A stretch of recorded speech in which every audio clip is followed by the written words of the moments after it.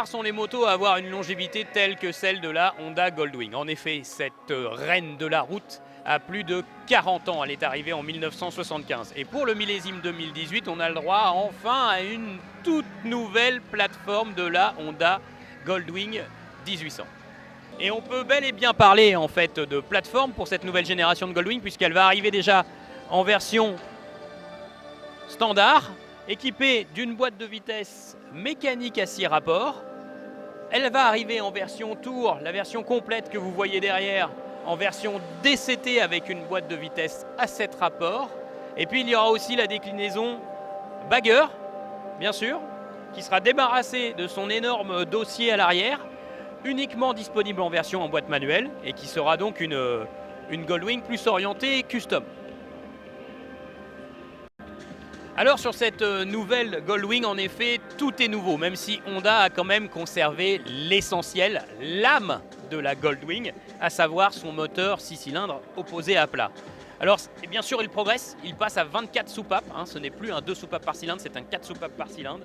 Mais il reste avec une puissance relativement raisonnable, 126 chevaux à 5500 tours minute et surtout 170 Nm de couple à 4500 tours minute. Donc on est toujours sur des valeurs quand même raisonnables pour un 1800 et puis on est surtout sur des régimes encore suffisamment bas. Donc ça veut dire que la philosophie de ce moteur typé Touring a été conservée et c'est vraiment tant mieux. Alors cette nouvelle génération de la Honda Goldwing présente aussi une innovation au niveau du train avant. Exit donc la fourche conventionnelle qui faisait, soit dit en passant, plutôt bien son travail. Maintenant on a un nouveau train avant, vraiment qui a été profondément revu, qui intègre un mono-amortisseur central qui va dissocier la notion d'amortissement et de direction. Alors Honda a placé ce train avant pour avoir une assiette plus constante, un meilleur comportement routier. On n'en doute pas, c'est sûr que cette Goldwing va certainement tenir encore mieux la route, surtout qu'elle a été allégée.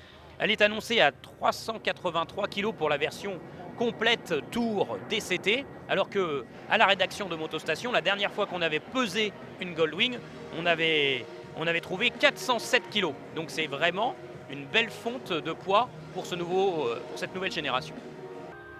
Alors voilà, regardez ici, nous avons la dernière génération en fait de la Goldwing. Regardez bien cet immense siège. Ce siège très enveloppant pour le pilote, pour les reins du pilote, cet immense fauteuil pour le passager avec les accoudoirs. Bon, allez, maintenant, il est temps d'aller voir un peu comment ça se présente sur cette nouvelle génération. Alors, si on prend place en tant que pilote, eh bien on retrouve bien l'univers que l'on connaît de la Goldwing. On est bien posé dessus. Le siège maintient plutôt bien les reins, ça c'est chouette. Et puis on a vraiment cette ergonomie typique avec les pieds légèrement avancés, les bras très détendus. On découvre bien sûr cette bulle électrique que l'on attendait depuis si longtemps. Et en même temps, on remarque tout de suite en tant que pilote que l'encombrement de la moto est vraiment moindre. Cette moto a vraiment fondu, donc ça c'est sûr. Après, si on monte à la place du passager, alors là c'est sûr, autant devant on a vraiment l'impression de retrouver la Goldwing, autant à l'arrière on peut émettre quelques réserves. On a un peu l'impression d'être derrière une super pan-européenne. Parce que le siège, il est quand même moins spacieux, moins logeable, moins douillet que sur l'ancien fauteuil de la Goldwing qui était vraiment tant apprécié aussi par les mototaxis. Là, on a une très bonne assise, très confortable, une bonne ergonomie, mais ça paraît quand même moins typé GT à l'américaine. Et ça explique sans doute aussi le nouveau positionnement de la Goldwing qui s'oriente un peu plus vers une GT à l'européenne.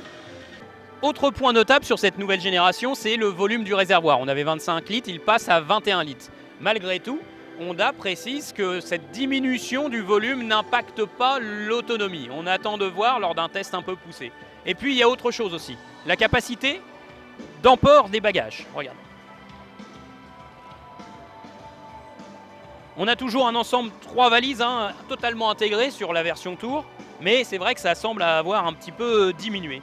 Et là, on touche aussi, encore une fois, aux fondamentaux en fait, de la Goldwing, l'accueil du passager et puis la capacité d'emport. Il faudrait voir à ce que Honda n'est pas trop impacté, n'est pas trop diminué ces véritables fondamentaux qui font d'elle la reine des GT. Alors, autre point d'innovation qui va vraiment distinguer cette nouvelle génération Goldwing, bien sûr, c'est l'environnement de bord et tout l'électronique. Avant, sur la Gold, on avait vraiment tout un tas de boutons qui venaient polluer tout l'environnement du tableau de bord. Et c'était quand même assez compliqué à manipuler.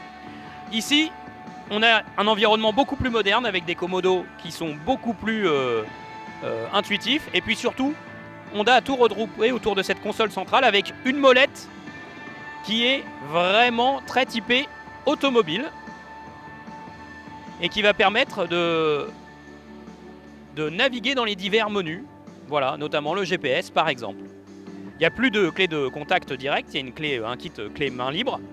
Et puis bien sûr, il y a toutes les assistances électroniques.